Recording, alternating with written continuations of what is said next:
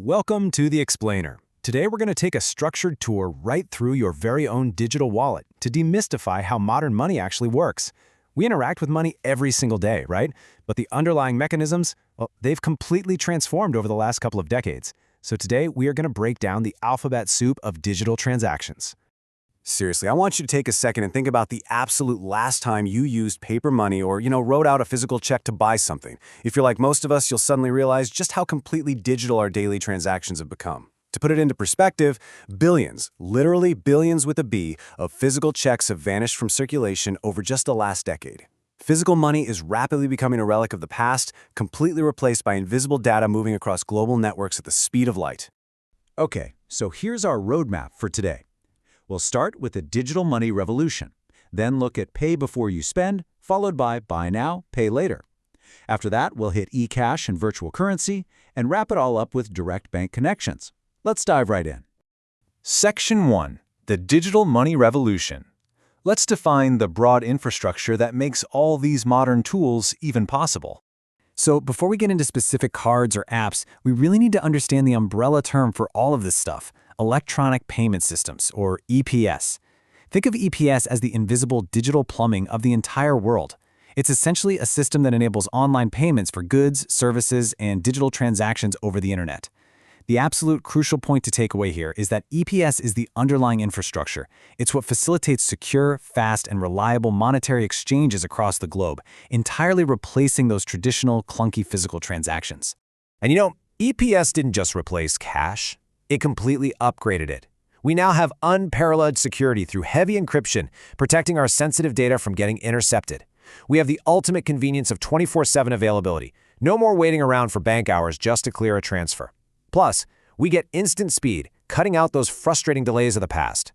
It gives us incredible global accessibility for international transactions. And honestly, perhaps the best part? It operates at a significantly reduced cost compared to printing, shipping, and, physically guarding paper money. Moving on to Section 2, Pay Before You Spend. Let's look at the digital tools where you actually have to load up before you can check out. We call this category prepaid e-payment systems. And the defining characteristic? Well, it's right there in the name, prepaid.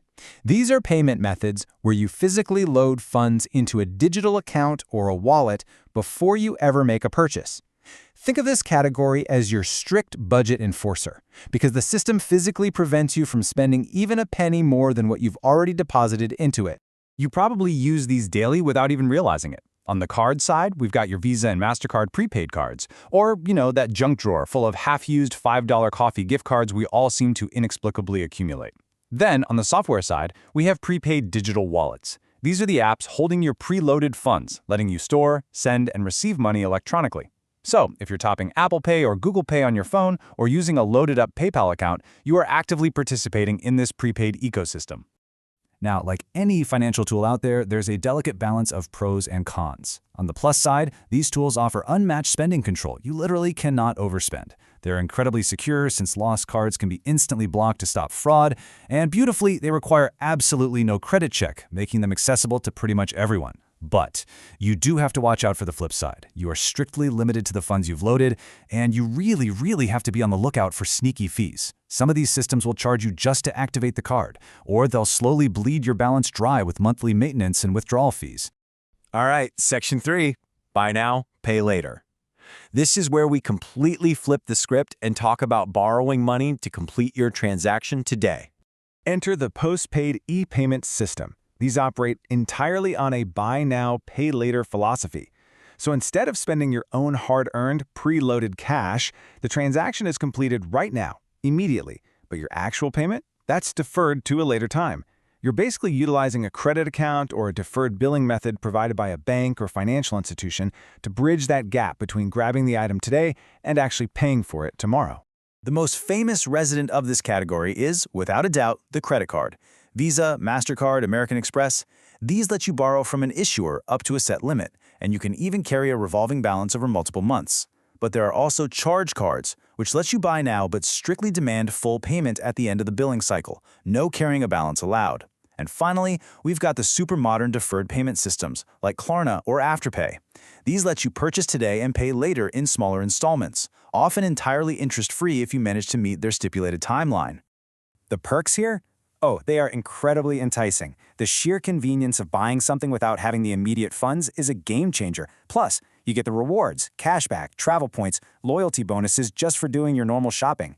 And honestly, responsibly using these exact systems is exactly how you build a rock-solid credit history. But those amazing advantages sit right next to a very heavy anchor of disadvantages. The risk of debt is massive if you aren't managing things carefully, because if you carry a balance on a credit card, you are going to get hit with notoriously high interest rates, not to mention potential annual fees and totally brutal late charges. I want to pause here for a really stark warning. Carrying a revolving credit balance month to month is quite literally the easiest way to fall into a dangerous financial trap. That very same flexibility that makes postpaid systems so incredibly attractive, that revolving credit line, is exactly what causes rapid debt accumulation. Mismanagement here doesn't just mean you owe what you originally spent, it means you are actively multiplying your debt through compounding sky-high interest penalties over time. It's a slippery slope.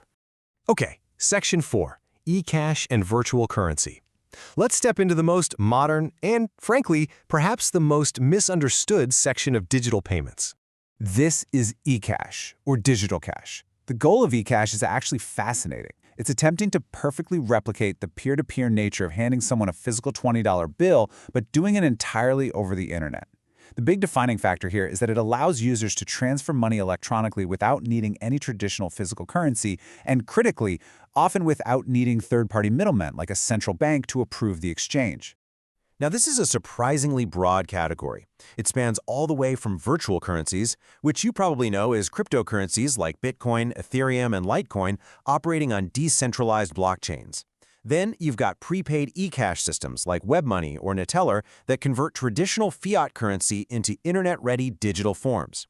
And looking to the near future, we even have digital banknotes. It's actually pretty amazing to see how quickly central governments are scrambling to research and develop their own government-backed forms of e-cash, mostly just to keep pace with the explosive rise of Bitcoin. eCash is a deeply polarizing tool, and for very good reason. On the plus side, it offers way greater anonymity and privacy than traditional banking. It's blazing fast and efficient precisely because there are no bank middlemen to gum up the works. And it has true global reach. You can zap it internationally without ever worrying about annoying currency conversion rates. Yet, it carries some immense baggage. We're talking massive, stomach-churning price volatility, a severe lack of regulatory protection if something goes terribly wrong, and practically speaking, you still can't exactly buy your groceries with it at most local stores. Finally, Section 5, Direct Bank Connections. Let's look at the tools that are wired straight into your actual real-world bank account. A perfect example of this in action is the e-check. It takes the old-school paper check and digitizes its entire life cycle into 3 super simple steps. Step 1 is initiation. You just log into your bank, punch in the recipient's details and the amount. Step 2 is verification. Your bank securely verifies everything and automatically deducts the funds. And step 3 is the transfer. The amount is electronically routed straight into the payee's account.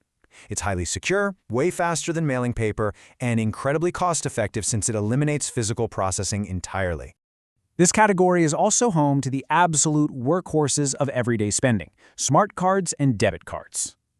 Smart cards are those physical plastic cards embedded with a tiny microprocessor chip.